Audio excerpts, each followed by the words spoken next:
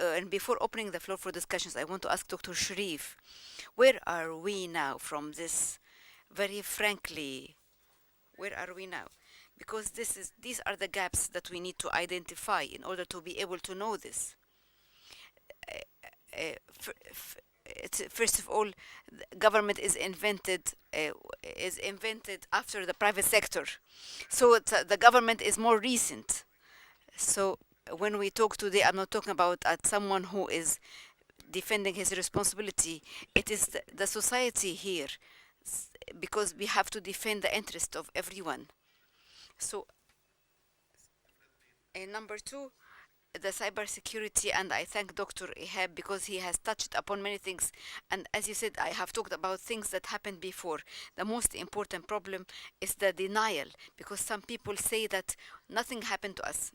10 years ago, we had a very important meeting with one of the very critical sectors and the major leaders, whether it's the private sector and the regulator. And whenever we talk about international experiences, everyone was happy. But when we talk about what happened in Egypt, everybody started to feel awkward or to feel unhappy. So, what is the solution? There should be a policy. Everyone should be in a charge of security or protection. uh, I agree with Dr. Ehab in many things. I agree with him on the amount of work that needs to be done. So there are lots of problems that maybe we haven't met or we haven't discussed because there was no time. There is a lot of work that needs to be done. Money is very important. Unfortunately, in Egypt, the problem that in Egypt we hide behind money. If there is no budget, we don't do things. There are many things to be done within the budget, because I have been working most of my life. I know that there are many entities. Entities would say that if we have funding, we can do this. If we don't have funding, we will not do anything. This is an unjustifiable, even at the personal level, at the government level, and at the international level. What are you protecting? You are protecting. We have to classify your data. So to doing classified data is something very, very, very major, whether be the different types of work of the different sectors, whether it's a private sector or a public sector or government sector. If you tell them what do you have, and if we ask the one who is in charge of this building what kind of equipment that's in this building, it will take him ages or years in order to get the kind of equipment that they have. So I have to know I am protecting. The physical security is very important, because many of the entities are penetrated or attacked. They will say that we will do a firewall, and they start to talk stories. Okay, that's very good. While he left the door open. So how can I secure the window and leave the door open? So you have to see how the data are transferred and how they are archived. They don't have a plan for this. I am talking about the chairman or a executive director of a company with billions of transactions of pounds. So I really disagree with Dr. Ihab in one more thing, that in the year 2009 we did a training program. I will not talk a lot about it. There were the 38 entities, 220 employees, whether it's a government sector, banking, private sector, communication company. Within 1.5 years, we were able to train all of this in the highest level of certifications. Some of them got four different kind of training. They had a collective score, or the success ratio. They were 10% higher than the international rate, and this is according to SANS president who said that. So we were some people were against us because we have paid all of this money. At that time, the dollar was £6. Now the course cost $3,000 per week. Now it costs $8,000 per week. Now the dollar is £18. So it's a lot of money. So our investment in people is the best thing to be done. So even at the institutional level, when we did this, it was the National Organization for Security of Communication is the one who was able to provide this. So the private sector and the government now they prefer to buy equipment and just put it like this without training in people. So it is not lack of money, it is how to direct money and how to employ it. So so we this one of the successes or gains that we have, and I will talk about it frankly, but from this I will not be part of the government here if I say so. Those who work with us in the CERT, are young people like in the 20s, like 27 years old, 28 years old, like 6 or 7 years of experience. Three of them, they work in Kaspersky, which Kaspersky International, not Kaspersky Egypt. Two are working in PricewaterhouseCoopers International, not the Egypt level. One works in the Facebook security. They left us and they are now working there. So they are only 30 years old and they get 40,000 pounds per month. So someone who was only studying secondary school education, and we wanted to offer him this. This guy was offered $2,000 per month while he was staying at home because he has certain skills. So our appreciation or valuation of skills should be different. So it's the money is there, but we put something for our community or for society, and I am, as a point of view, I can say that maybe this will be bad for me. It's not that we should not depend on security from abroad or from overseas. It should be from someone from our country, because in sense some people proved to be very very good, because if I did not give them the required remuneration or required salary, they will leave me. So now the role of the ICT company again is the Supreme Council for Cybersecurity. I have very major reservations to say that the Ministry of Communication is the one who leads cybersecurity in Egypt, because cybersecurity is part of risk management and resilience, and this is the responsibility of each sector. If each sector does not feel that it's important, maybe the Ministry of Communication will support it, but the basic sector is that that the sector of electricity is the one who is to protect himself.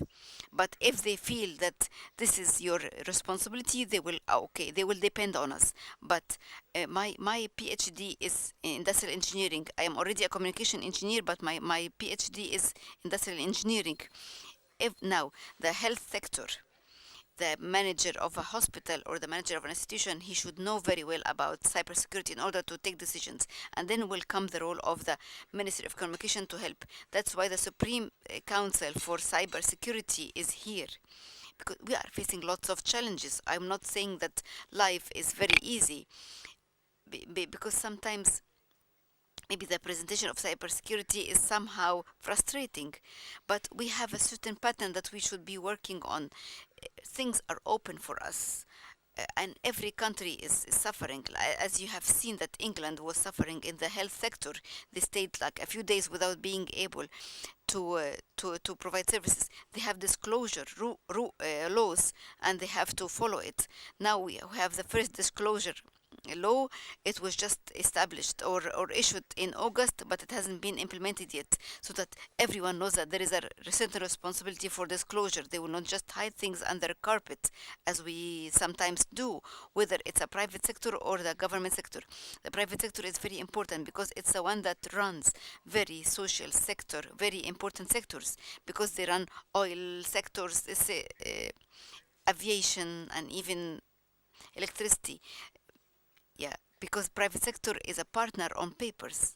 So I'm really sorry that if I was too long in what I said, but we have a group for cyber resilience, and they have just started their work. That and it has been 4 or 5 years that we are trying to have a center in order to certify cybersecurity. In order to have such a kind of center, we need to do a lot of work, because sometimes we sometimes we want quick wins. I like planting. I can just plant roses and it can grow within 3 to 4 months. But if I want to plant a mango tree, it takes years. In order to have cybersecurity, we have to do things in order, because it will take us years to get some results or some wins. So, doctor, would you like, do you have any comment here? I'm really sorry. I will tell you some facts. The first thing, that as regards planting roses, that Gezirte Dahab, after the Delta Barrage, is the only one that plants roses, and it is the third exporter of roses or flowers after Japan and Netherlands. So it is the third island worldwide that exports flowers or roses. Dr. Sharif talked about the Ministry of Defense in England and the problems, and also the Ministry of Health. The Ministry of Defense was had problems until 3 years ago, and they started to change the whole architecture. They have to look at the maturity of the security controls. So they had a tool which called CDKit, and it is available in the internet, and then you can buy it. And this is how they can measure the security maturity of the controls that they have, in order to know the maturity of the controls, in order to control what they have. So it tells them what they have in order to build on it. As regards the certification, I am really happy that we have some colleagues who can learn and get certifications. But is certificates enough? What kind of what kind of training that I got? The first thing that I got on the certificate training on the certificate, so I got the theoretical and the practical kind of training, and also they gave me practical certification on my job duties, and this is what's missing in Egypt. So I take someone who has just a certification, and I see that he is okay, and so now he has and if he has achieved 100%, so will he be able to function in his job? So maybe he will not be able to do it, because it's not all the specializations in cyber. Nobody has worked in hacking, because we have 55 different certification in security. So what is he trained on this? So do we have all these 55 securities, or we have part of it or all of it? So we have to see the certification, and we have to see the value added, and how will it be applied, so and whether he will be useful for me. So will he be one of 55, or he be 5 over the 10 who have all these kind of certifications? So I have got the certification and training. It's free, and there is a CIS kit which is on my name on the internet. If you write my name Ihab Ali on the internet, you will find 1,200 resources, and we have the resources, and we have the skill set, and we have the certification. So where is the hands-on experience? And this is the difference between the NCE and CIA and the FBI. That's why you will always hear about the NCA 100 kit. It's a box that they put in the van, and they can do some sort of spying on a long range. So if we had this project and it has been achieved 10 years ago, has it been used in Egypt? Does anybody know about it? Nobody knows. Maybe this kind of box came into a diplomatic pouch and can spy at a distance of 12 kilometers. So on the YouTube, there's a presentation. We have talked about the aviation cybersecurity. I was really lucky to be the head of the committee on aviation security, and there is a presentation on YouTube. Look my name, and then you will find it. It's an Abu Dhabi 2016. It's a 45 minutes presentation. It was with 3 different companies. One of them is the Emirati Strategic Studies, and one is Eric Eifar from the FBI. It has a lot of information on the aviation cybersecurity on this. I will not say a lot of explanation about this, because we have talked about cyber awareness and the strategic approach. Did anybody attended any training course on the cyber? How many has attended?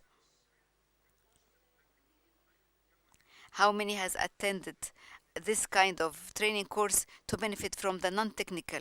Because I need to put the managers of different security agencies, so that when he makes decisions, just like when Dr. Sharif says, he will not say how much money I will pay, because we have to change their point of view. To have the IT or the cyber to be a cost, it is a profit or loss account, because we have to see its value. We have also talked about Egypt CERT. It is a very good agency in Egypt, and some people also come out of it. And this is what happens everywhere, even in the Gulf countries.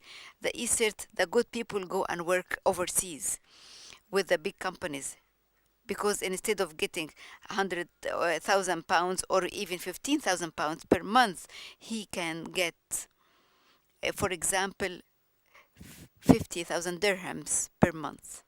So why would he stay here then? So what's the benefit of staying here? Actually, because he looks at that he needs to achieve something for himself. He needs money. He needs to improve his social status. He needs to have a better car, a better house. The same problem that happens in Egypt, it happens in other countries, because the commercial sector, or like the private sector, attracts all the good ones, because we have to provide other privileges like telephone, a credit card, a vehicle allowance, or a vehicle. We have to look a lot of options in order to improve the social level of this person, in order to feel more that he belongs to his country. We have to pay for him the courses, the training courses, the fees. We have to train him on what he should be. So the retention will be developed in being loyal to his country. Is there a program like this here? The difference is that the leadership of the institution, or the political leadership, the leader will, sometimes they would say that it's a lot of money. So leaving it to the discretion of the leader, it should be part of the strategy of the government, or of the country. It's not someone who will decide on what to be done, or will not decide on something to be done. I'm sorry, I cannot hear the speaker because it doesn't have the microphone.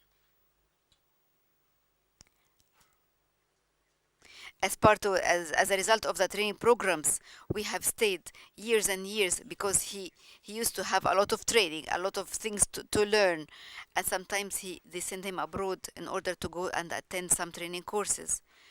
So at the personal level, not our decisions are money. Maybe sometimes people need to live somewhere where it will be close to their country, but if the gap is very big, there will be a problem then. At the end, at the commercial level and also at the military level. Within the last 30 years, I have been working with security agencies, whether in Europe, because inside the KGB, when the KGB, and I told the KGB manager, the the Ghost protocol will fall within two weeks. So I told him, after my assessment of your security, the protocol will fall within 2 weeks. After 1 week, a breach happened to it, because of the system that was there. So does anybody have any comments? So each comment should be in 1 minute, because we have a break and then we have another session.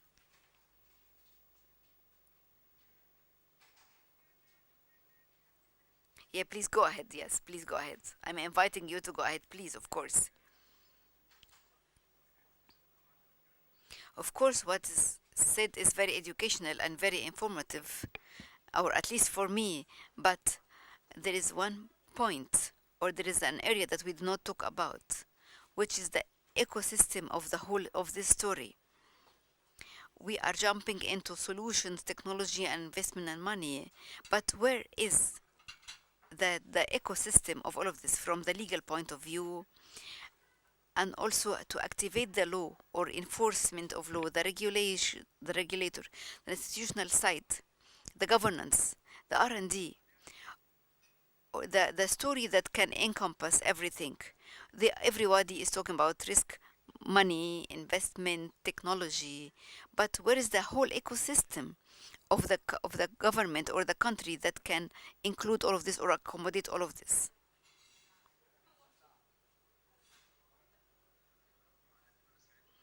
I was really happy that we have such kind of experience like Dr. Ehab and Dr. Sharif, but but but are these the sovereign entities that are working here? How, do they know that the risk that's there, and what kind of steps that they are taking in order to face this kind of risk? And is the government, when trying to go into the digital economy, we have to do this, we have to take care of these risks? First, I thank you for such a wonderful session, but we need, what we have benefited from this, that there are certain entities that there is no enough awareness with the cyber risk. So during the coming period, we need to raise the awareness of the target or the beneficiaries we need to make the students of the university who will be working in the companies or government agencies to have the awareness of the cyber risks, so that they have the culture, so that they know that the target, because the war that's coming is not an actual or a military war. It's a data war, data on war or information war.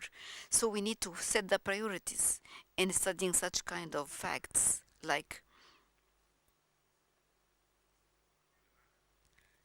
I mean, what are the priorities that we have? Do we really need to have the funding or the support or the material support or financial support in order to have such kind of calibers, as you have just said, as Dr. Ihab said? Because it is that such kind of calibers would leave Egypt, because there are lots of temptations outside or overseas. So the qualification should be there, the culture should be changed, and we should know our priorities. Thank you.